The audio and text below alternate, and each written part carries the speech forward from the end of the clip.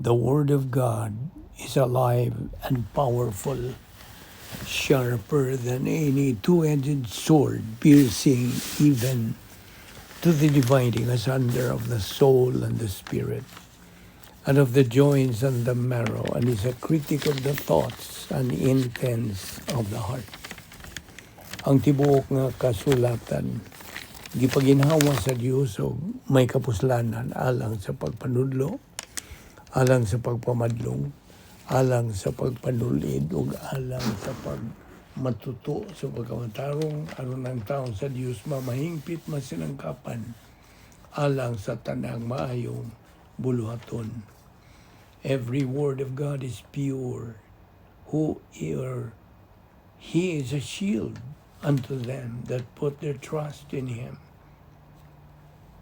The entrance of thy words giveth light, it giveth understanding to the simple.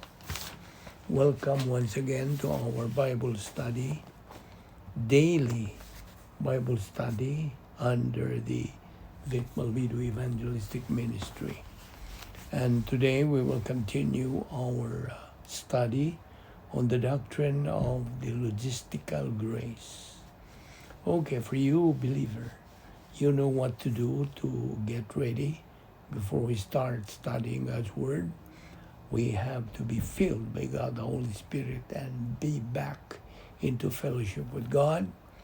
Then we shall be ready to take in the Word of God once again. Apanalang kanimo dili pa magtutuo.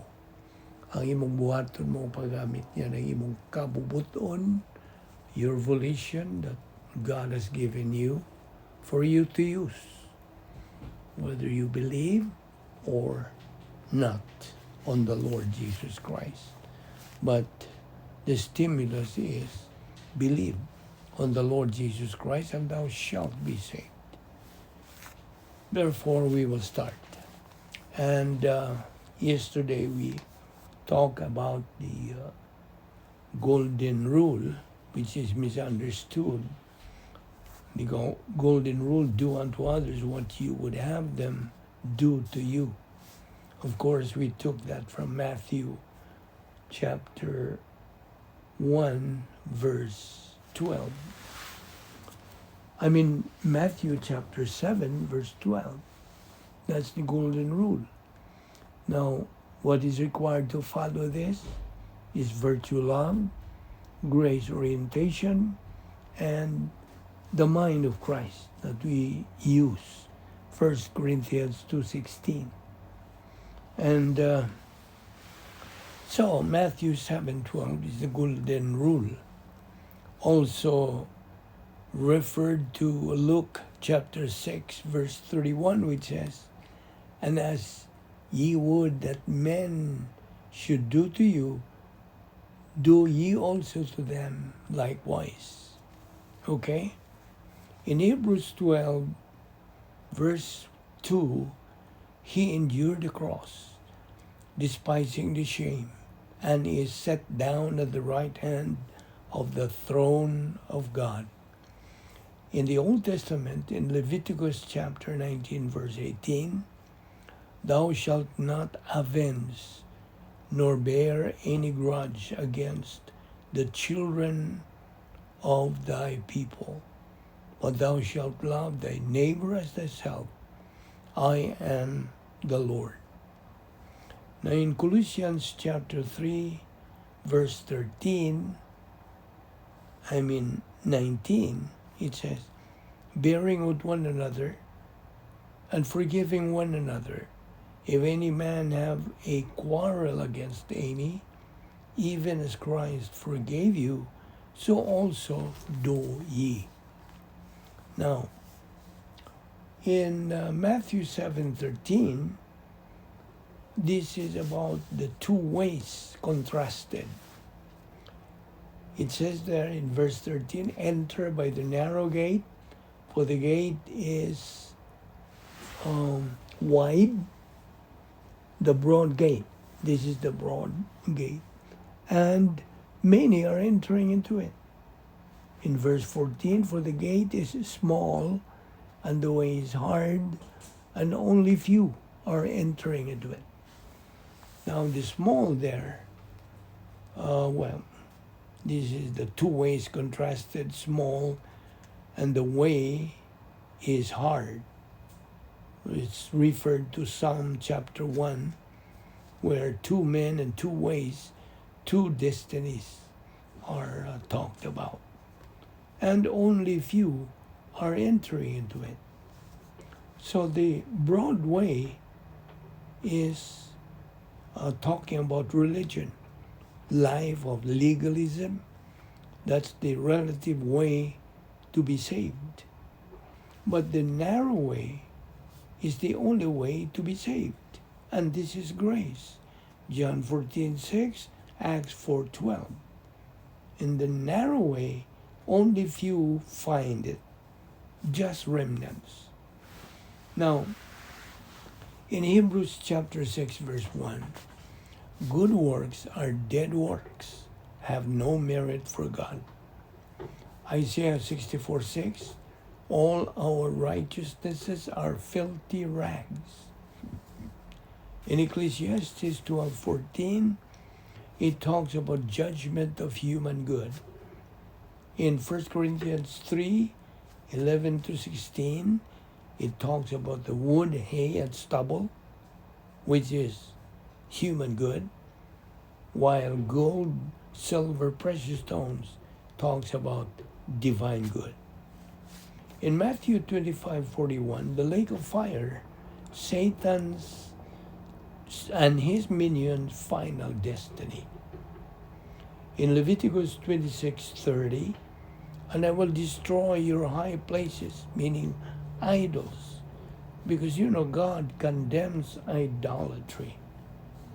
In Hosea chapter 4, verse 6, my people are destroyed for lack of doctrine.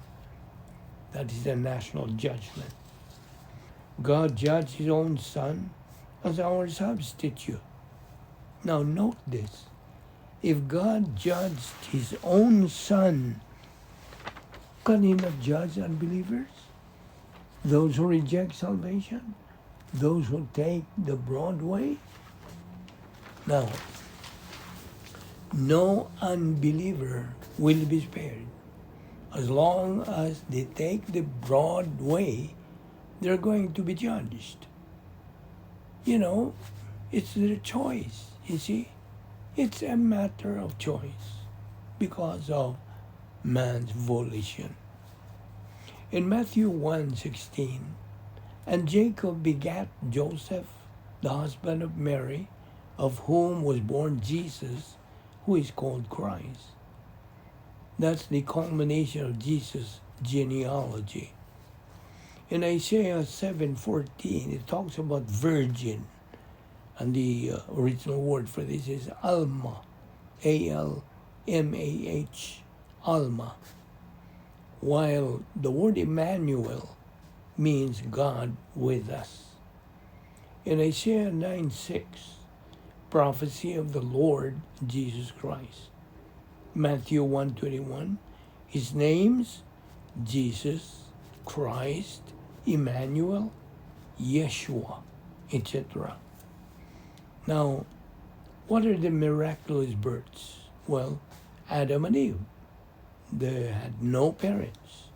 Isaac, his parents, Abraham and Sarah, were sexually incapable to produce children. Now, my question is, can God not also perform a miracle? And that miracle is the virgin birth of our Savior. God can perform any miracle. Any. Underline that word, any. The Lord Jesus Christ's virgin birth cannot be explained by natural theory. Hebrews 1:2-3, this is a wonderful revelation. In those last days, or in these last days, spoken unto us by his Son, whom he hath appointed heir of all things, by whom also he made the worlds, who, being the brightness of his glory, and the express image of his person. The only reason the Lord Jesus Christ came to this world is this, that we might have eternal life. His birth was a mark of God's unfathomable love for man. Our Lord Jesus Christ pre-existed his own birth. Jesus said unto them, Verily, verily, I say unto you, before Abraham was, I am. Now, the pre-existing of his own birth, that is mentioned there in John chapter 8, verse 58. The Lord Jesus Christ pre-existed his own birth. Our Lord Jesus Christ had no beginning and no end. That's why he's called Alpha and Omega. This is a mystery. His person was astonishing. He never needed any improvement. Do you know why? Because he was empowered by God, the Holy Spirit, in his humanity, not using the essence of his deity that's under the doctrine of kenosis. John 10:18, no one has taken his life away. He had authority to lay it down. From the moment of his first breath till he died at the cross, he was man and God. He was God in the flesh. Christ was born to die. Now, our Lord Jesus Christ is the Prince of Peace in Matthew 7:15. Well, he was the reconciler between God and man. Verse 15, beware of the false prophets who come to you in sheep's clothing, but inwardly they are ravening wolves. In verse 16, you will know them by their works. In Luke 6:43, for a good tree bringeth not forth corrupt fruit, neither doth a corrupt tree bring forth good fruit. Verse 44, for every tree is known by his own fruit. For of thorns men do not gather figs, nor of a bramble bush gather they grapes. Now, Matthew 7:15 again, beware, pay a very close attention of the false prophets who come to you in sheep's clothing, but inwardly they are ravening wolves. Verse 16, ye shall know them by their fruits, rotten or bad fruit. Do men gather grapes of thorns or figs of thistles? Now there are two conflicting doctrines. You should know this. Free grace group, and the second is faith plus group. Faith plus group, I mean. So let's talk about the faith plus group. They assert that fruit is the good works in the life of a believer. That is their basis of knowing whether a person is a Christian. They believed in the following. If one is elected by God, then that election means that God chose that person for salvation in eternity past. And then there is a doctrine of the perseverance of the saints. This is a false doctrine. I repeat, the doctrine of the perseverance of the saints is a false doctrine. Those who believe this doctrine don't believe in the doctrine of unlimited atonement. We doctrinal believers believe in eternal security, once saved, always saved. Now there are false teachers out there who confuse so many people. Eternal security, unlimited atonement. This is discussed there in 2 Corinthians 5:19, 1 Timothy 2:6, 1 Timothy 4:10, 1 John 2:2. Now, there are two different beliefs. Lordship salvation belief, meaning faith plus. And the second is free grace belief. Now let's talk about the free grace. This is the major premise. All who believe in Christ have eternal life. That's the doctrine of unlimited atonement and the doctrine of faith alone in Christ alone, instead of the necessity of works as proof. Minor premise: I, you, we who believe in Christ by faith alone. The conclusion: me and you possess and always will possess eternal life, whether or not you show the fruit that is demanded or expected. You see, all this that we discuss, this is Beraka Church strong stand. Now, on Lordship salvation, faith plus, this brings uncertainty and confusion in a person's life. This is a very insidious doctrine. Ang sabot-pasabot na ning insidious. It means malimbungon, you see. It's a false doctrine. Now, in 1 Samuel 16, verse 7, for man looks on the outward appearance, but God looks on the heart. Only God knows who is a believer and who is not, right?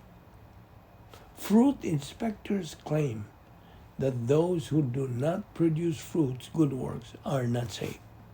You see, the falsity of it. We will discuss more about this tomorrow.